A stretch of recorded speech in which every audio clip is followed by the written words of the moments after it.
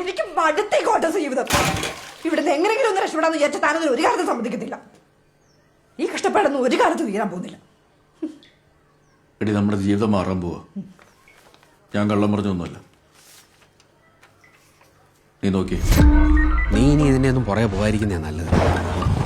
ആ സ്റ്റേഷനിൽ ഇപ്പോഴും പ്രശ്നങ്ങൾ ഉണ്ടാവാറുണ്ടല്ലേ? എന്ത് സംഭവിക്കുന്ന പറയുന്നത്?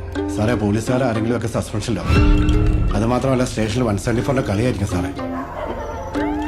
ഇതൊന്നുമില്ലേ കുറഞ്ഞത്? സ്റ്റേഷനിൽ ഏതെങ്കിലും പോലീസിന്റെ യൂണിഫോമിൽ രക്തക്കറ പറ്റും. ആ ഫയലിംഗ് എടുത്തോണ്ട് വന്നേ. ഞാനൊന്ന് നോക്കട്ടെ തൊട്ടാ എന്ത് സംഭവിക്കുന്നു.